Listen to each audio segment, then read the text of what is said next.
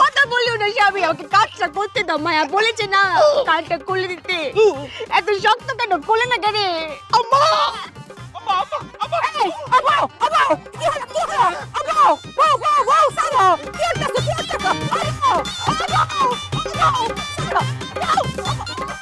আপনি না বলেছেন কান খুলে চলতে।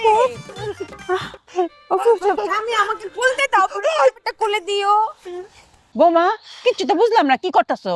আপনি বুঝতেন না কেন? আপনি না বলেছেন কান খুলে শুনতে, তা আমি তো কান খুলতে গেছিলাম। এই তো শক্ত কান।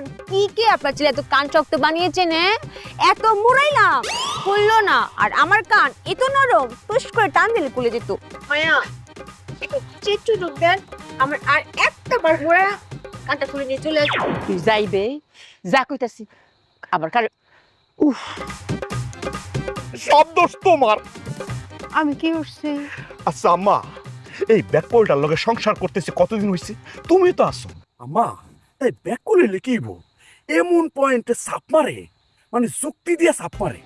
এই সাপ খুলতে গেলে তো আমরা নিজেরও সাপের মধ্যে পড়ে যাই গা। সাপে সাপ।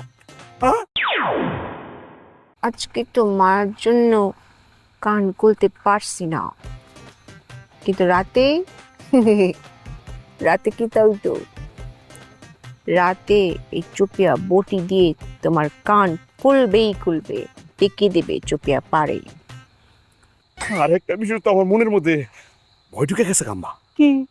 আচ্ছা, তাই যদি তোমার কথা রাখে, তাই যদি ভাবে যে মায়ের কথা আমার রাখতেই হইব, কান খুইলা ফালাইতে হইব, আমি যদি রাতের বেলা ঘুমাই থাকি, দাউদে যদি আমার কান খুইলা ফালাই, তখন কি দেব আম্মা?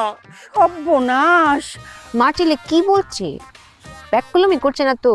কেমন কইতা? আচ্ছা, তুমি তো কথাটা এমনিও কইতে পারতা যে বাজান, কথাটা মন দিয়া শোন। মন দিয়া? একটা মন কয়জন রে দেওয়া যায়, স্বামীজি গাই তোমায়।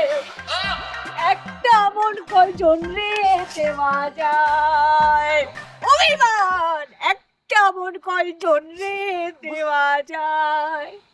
মায়া, আমার এত বড় সর্বনাশটা করেন না মায়া। আমি তোমার কি সর্বনাশ করছি? আপনি কেড়ে বলেছেন যে মন দিয়ে কথা শুনতে। আমার স্বামী যদি মনটার জায়গা, আমি সংসার করতাম কিভাবে? আমি তার বউ না, তার মনের উপর খালি আমার অধিকার। কোন নারী, এই পৃথিবীর কোন নারী তার স্বামীর মনের বাড়ি